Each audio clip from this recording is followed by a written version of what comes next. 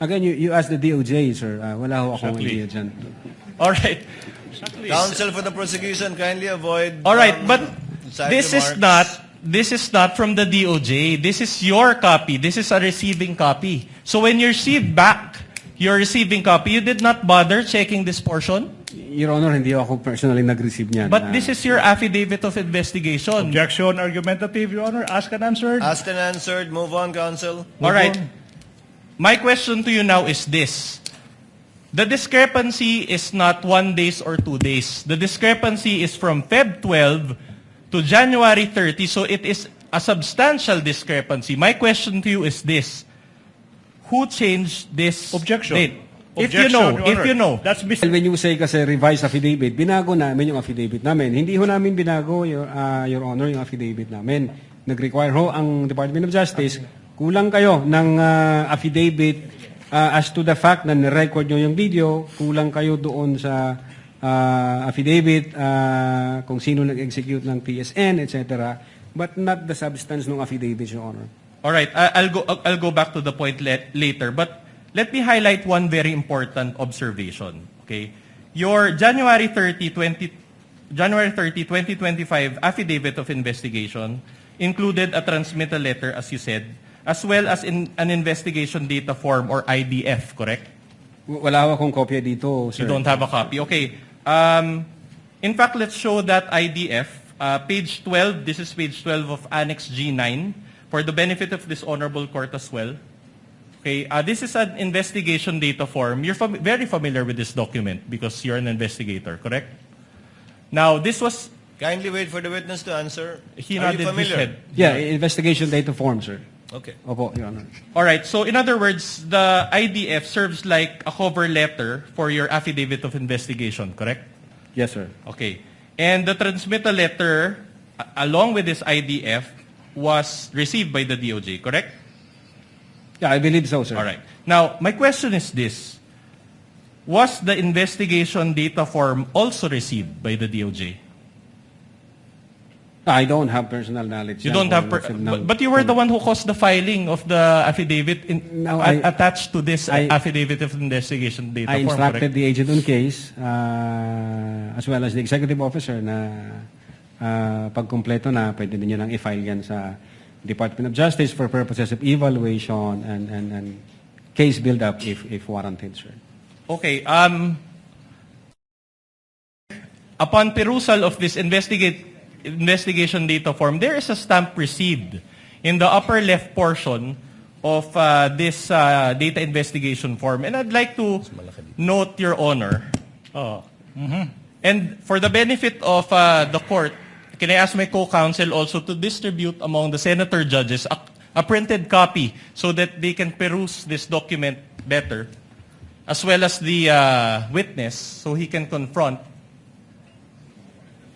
There is a stamp Department of Justice received, but it appears that it was initially stamped February 2, 12, 2025, but there is a marking, a manual marking that converted it to January 30, and there is also a word there, JAN. So January 30 ang lumabas, no? Okay. My question to you is this. The stamp says Department of Justice, correct? Well, No, wala ho akong hawak na document ko, You Your can Honor. perceive it. Kung- And kung mind you, yung- these are kung- not our documents. These are part of Annex G9 of the Articles of Impeachment. So these are not our documents. Your Honor, I would like to object now. The witness already said that he is not aware as to the actual filing because he only asked his agent on case to investigate. And then now the witness is now being propounded to question as to what appears on the stamp as to the time or date of receipt by the DOJ. So the witness said he is not competent to answer that. Your Honor, please. Oh, wait, I'm not done. That's the first one. Your Honor, please. No need for the court to rule, but I am registering my continuing objection to this series of questions as to the prior affidavit of investigation, when in fact, this witness already said that he complied with all the requirements by the DOJ and came up with a February 10, 2025 affidavit investigation. So I move that it be noted, Your Honor, please. The continuing objection. objection of counsel for the prosecutor is noted, but counsel, as pointed out by counsel for the respondent, this is part and parcel of the complaint Yes, ma'am. that the panel of prosecutors filed before this court. If the witness knows, he may answer. So the question is, the SAM says Department of Justice, correct? It's a very basic question. Again, I don't know, Your Honor. No, based on this document, Argumentative, Your Honor. the only question is, it says Department of Justice, correct? As I've said, Your Honor, hindi ho ako ang nag-file, may inutusan ho ako. Do you see it in the screen Your and do you Honor, see it the in the hard witness- copy? Counsel asked and answered, move on. That's Okay. the response of the witness. So will you agree that considering that this was supposed to be received by the DOJ, it is only the DOJ that has the authority to change the date? Again, you asked the DOJ, sir. Wala ho akong Exactly. idea dyan. All right.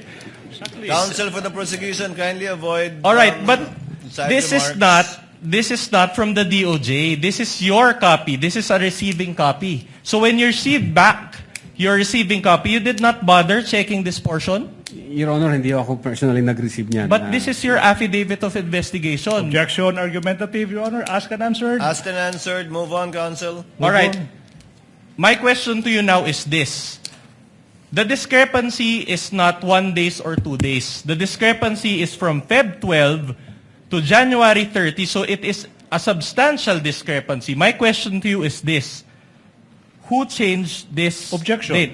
Objection, Your Honor. That's misleading, Your Honor. My goodness, that's misleading. This counsel is assuming that somebody changed what?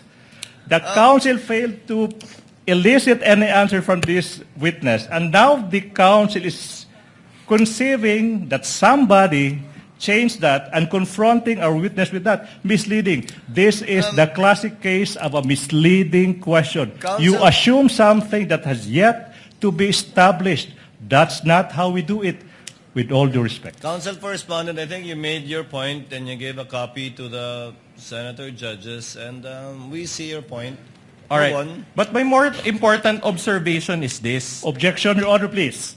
You are supposed to ask questions Yes, and not I will. make I will go to the Kindly- question. I will go to the question. Kindly allow counsel for respondent to finish his question. He may just still be laying the basis. You may Thank you, proceed, Your Honor. counsel. That's precisely for what respondent. I'm doing, Your Honor. Can I direct everyone's attention to the date appearing at the bottom portion of this document?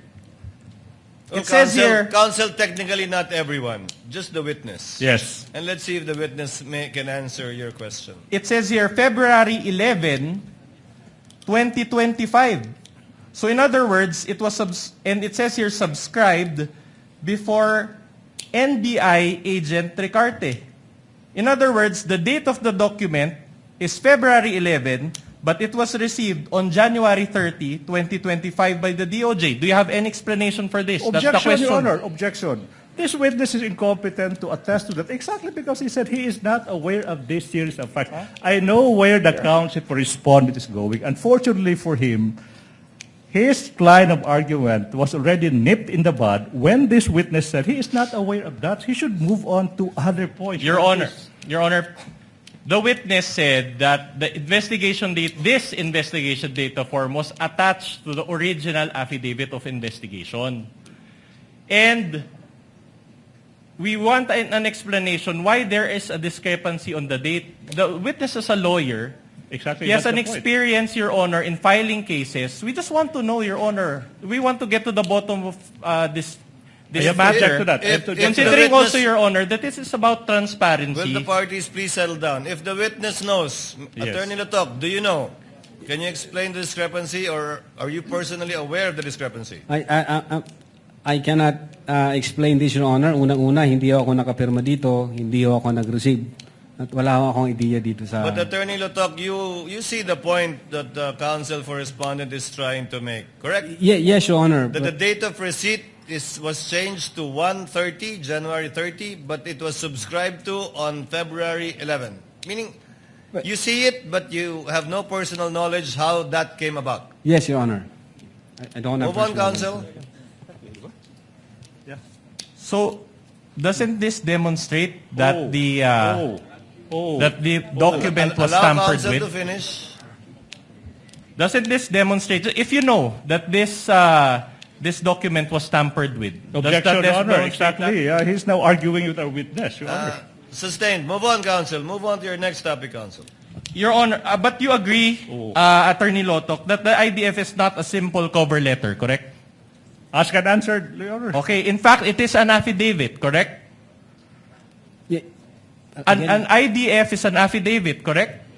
An ID? I don't think so, Your Honor. It's not an affidavit, Your Honor. It's The investigation data form. not an affidavit. So you don't agree. So in other words, this certification part here, and with the subscribed and sworn to, it is for you. This is not an affidavit. Argumentative, Your Honor. Your Honor, I just Objection, I just made my argumentative. question more specific, Your Honor. There is a part here, subscribed and sworn to, and the witness is, I want to ask the witness if he considers this document as an affidavit despite this portion. What's the answer? Is it an affidavit or Attorney not? Lotok, is this sworn to? Is this document sworn to? What's the title of the instrument again? Can you go up? Investigation data form, Your Honor. Is an investigation data form subscribed and sworn to by the person filing it? To your knowledge. Yes, Your Honor. There is subscribed and sworn to before this 11th day of February and signed by the administrating officer.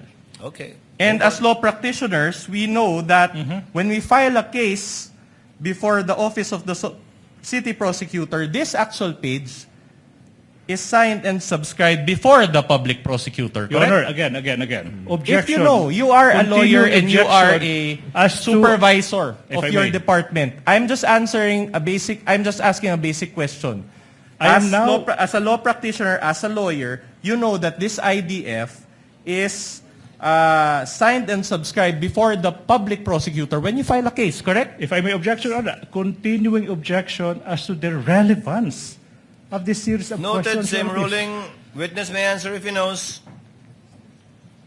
Again, Your Honor, before the prosecutor? Correct. In normal cases, the IDF is subscribed and sworn to before the public prosecutor, correct? Well, in this case, Your Honor, it was administered by AD Assistant Director Glenn Ricarte, Your Honor. Okay, I'm glad you pointed that out. Isn't Ricarte from the NBI? Yes, Assistant Director po siya.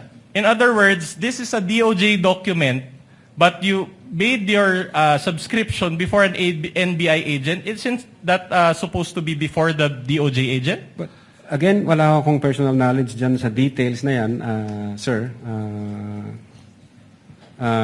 Siguro tanungin nyo kung sino ho yung naka-affix ang signature. All right. dyan, sir. But what is worse, if I can Objection, direct Your Honor, your... objection.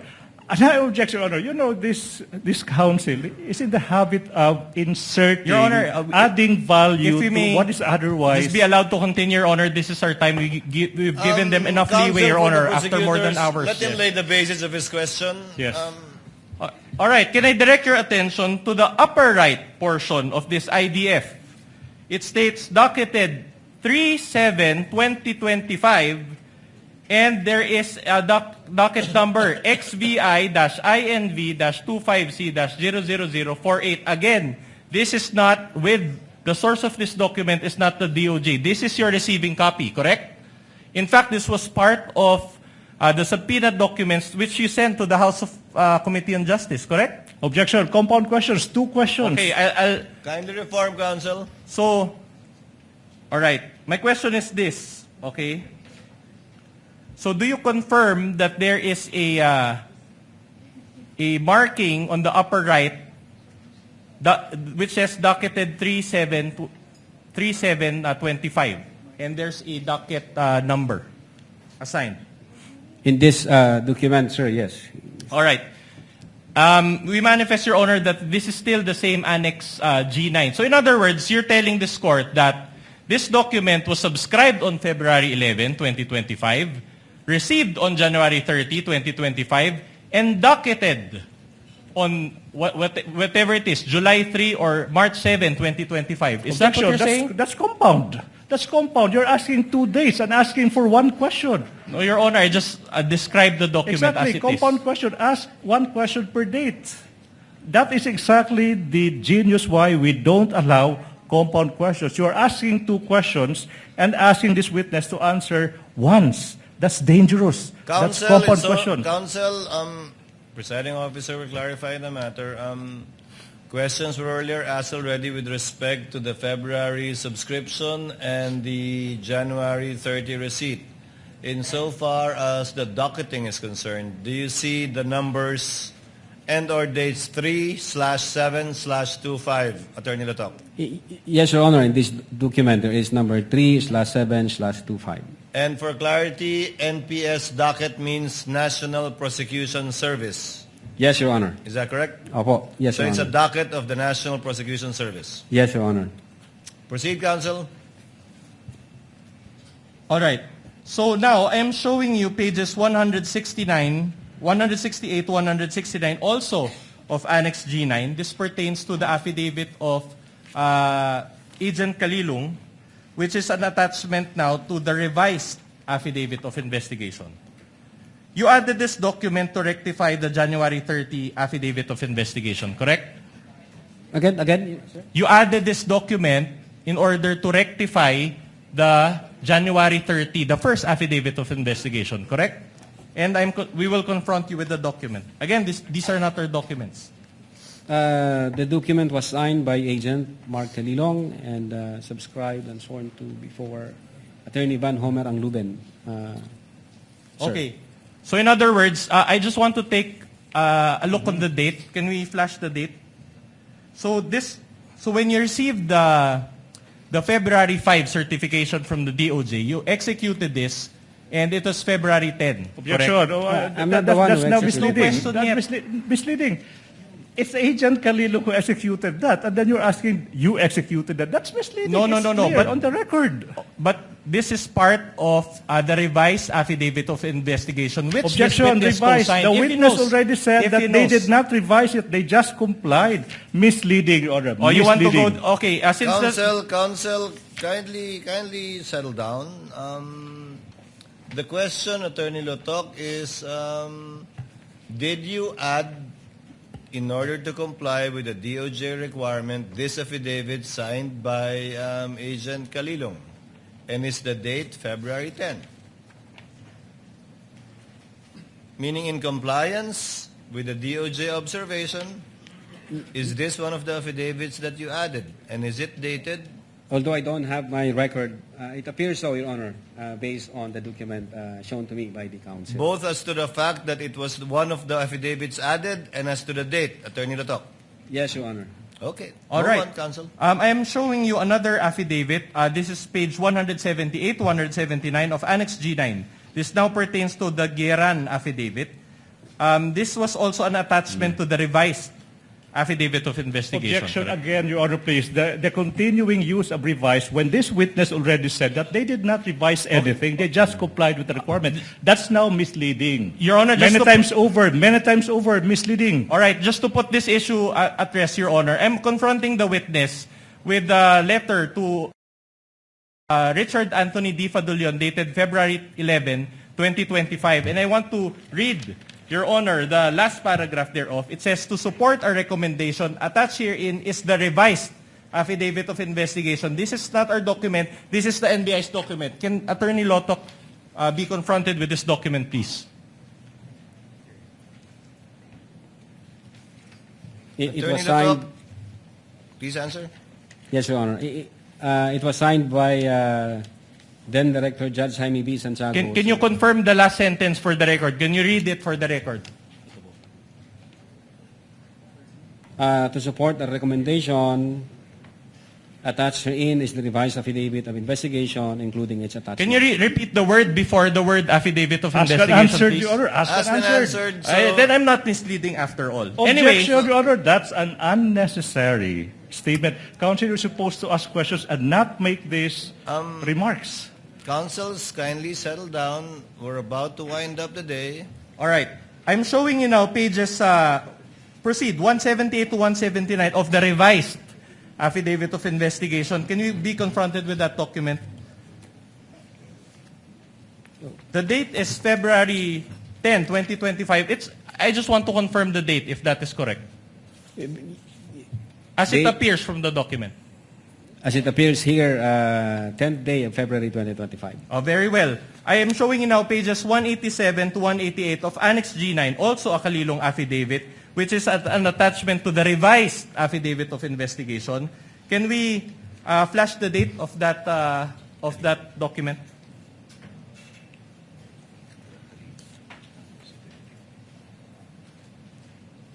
What's the question? Also, February 10. So, in other words, you attach this to your revised affidavit of investigation. It appears here, 10th day of February 2025, sir.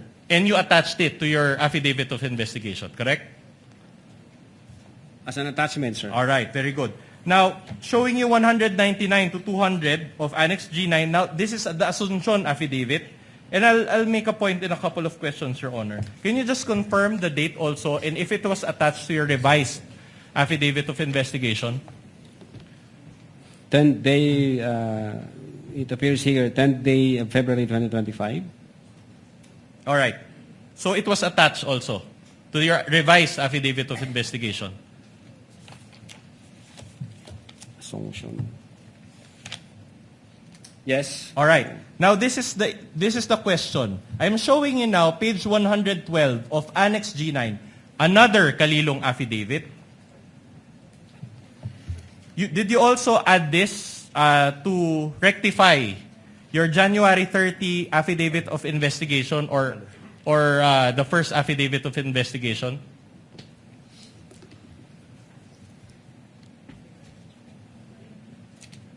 We have here a soft copy, affidavit of transcription. Was this also a document that was lacking in your first affidavit of investigation, which you added to your revised affidavit of investigation? Again, Your Honor, registering my continuing objection as to the relevance of this series of questions that is consuming the entirety of the defense's turn to cross-examine this witness. What's the relevance? Noted. Same ruling. Witness may answer. Again, Your Honor, the... Was this also part of the revised affidavit of investigation to rectify the defects that we highlighted a while ago? No, there was no rectification. There was no defect. Again, this is part of the compliance given us by the Department of Justice for us to comply. All right, if you want to use that term. So in other words, after you received the Feb 5 certification, this was also one of the documents that you attached to your revised affidavit of investigation. Correct? I believe so, part of the compliance. All right. Sir? My issue is this. Let me direct your attention to the bottom portion of this affidavit. It says here, in witness hereof, I have, can you zoom that in? I can't read it.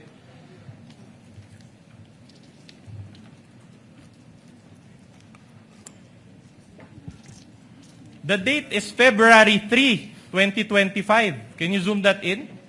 So in other words, you are trying to convince this court that when you... What's the question?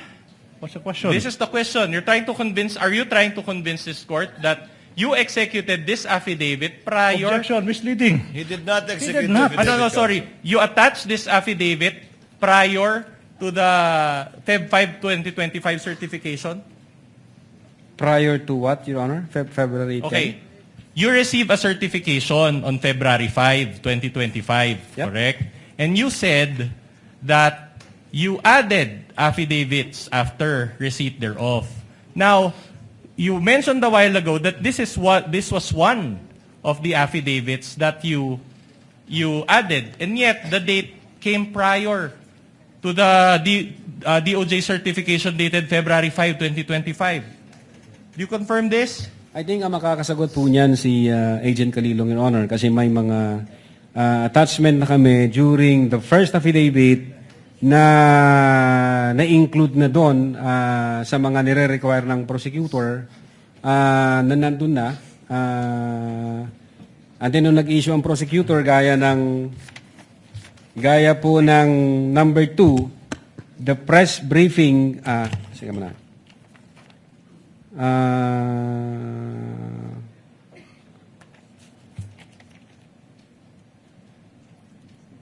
Ito, Your Honor, gaya ng Number one, there is no affidavit of the persons who recorded the video entitled BP November 23, Press Con at Batasan through OBS.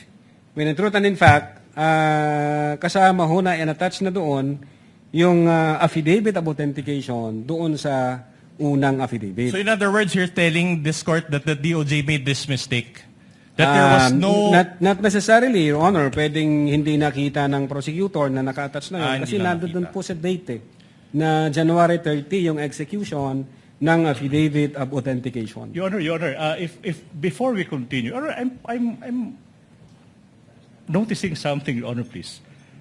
The defense is in the process, has been presenting portions of an alleged document, and they're making notes. Oh, I don't think that's proper, Your Honor.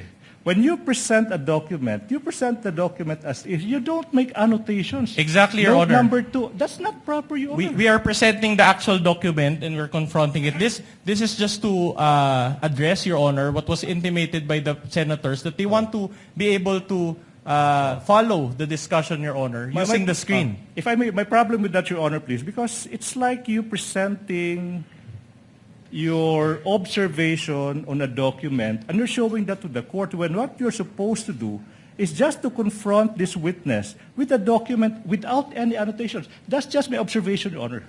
Noted. Counsel, please proceed. For respondent, please proceed.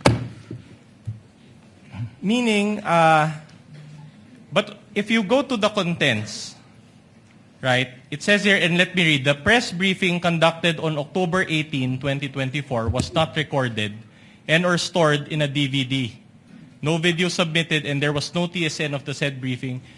And do you confirm now that this note on Feb 5 was actually addressed by the affidavit submitted by Agent Calilo?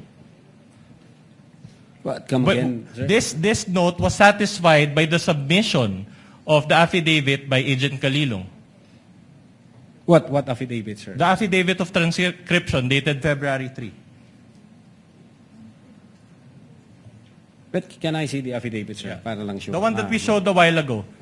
It pertains to the same because if you read here, if I may be allowed to read paragraph 1, can you zoom that in?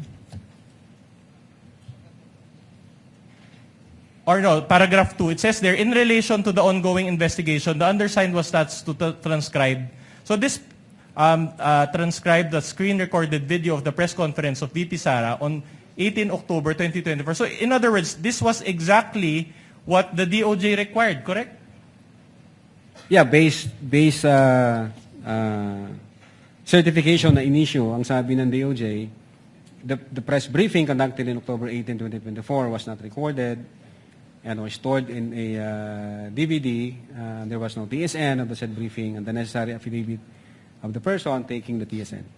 And yet, on its face, this was, because the date is February 3, on its face, this was executed prior to the Feb 5, 2025 certification, which noted this requirement. As I've said, Your Honor, ang nag-uusap po dyan, ang prosecutor at saka si Agent Calilong, may mga attachment ho kasi nung first affidavit na hindi napansin ng prosecutor, so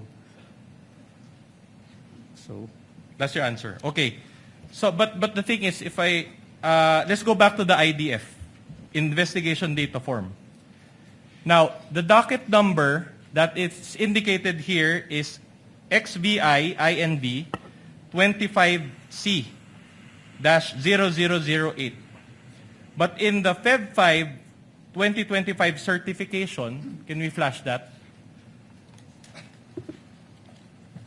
The docket number is different, appears to be different. It's XVI EVAL-INV-25A-0049. Moreover, in the subsequent DOJ certification dated Feb 14, 2025, the docket number is also XVI.EVAL-INV-25A-0049.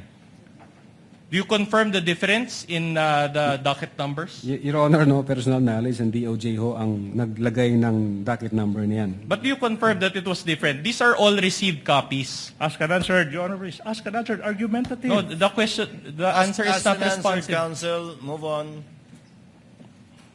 So in other words, despite the discrepancy in numbers, you still decided to push through with the case. What, Your Honor? Despite the discrepancy in docket numbers, you still decided to push through with the handling of this case, correct? Again, I cannot confirm on the numbers because it's the DOJ who placed that number, sir. Ulitin ko ho, mas maganda ho tanungin nyo ang Department of Justice, sir. Chan. But insofar as you are concerned, as you are the complainant in this case, correct? Insofar as you are concerned, what is the correct docket number? Is it the one ending in 0049? I will now object. Or I will now is it the object. one ending in 004? What they used, Your Honor? I will now object on the ground of misleading. You showed two docket numbers which appear different. And you have yet to establish that there is a wrong one and a correct one. And you have not established that. This witness said he is not aware of that. You have not established that there is something to be corrected.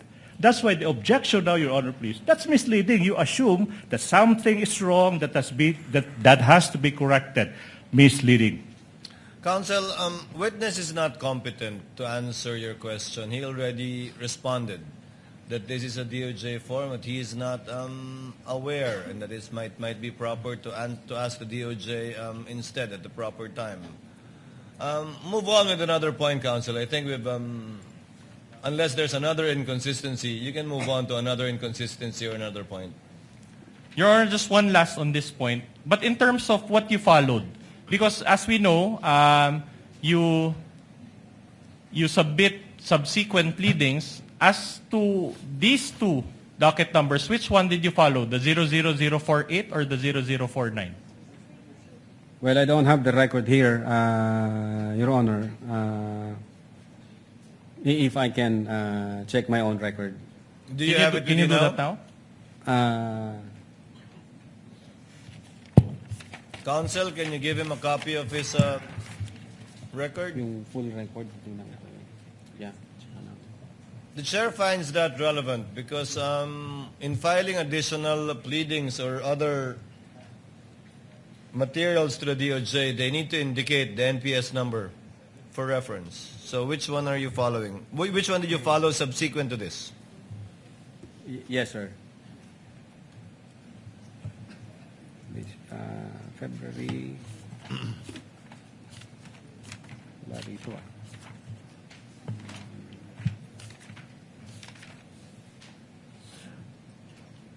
Ito ba?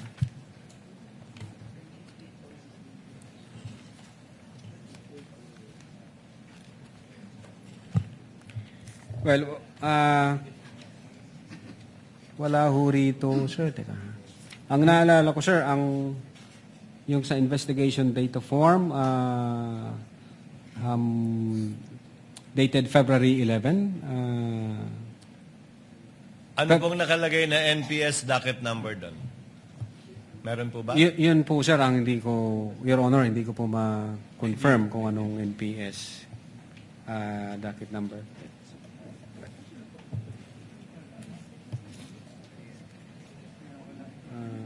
Ito ba yun?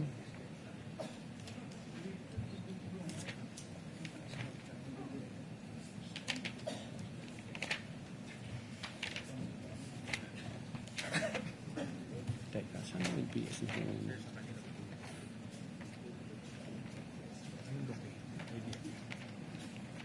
Your Honor, may we just manifest for the record that the witness is perusing the IDF investigation data form that is attached to the articles of impeachment, Annex G9. So noted.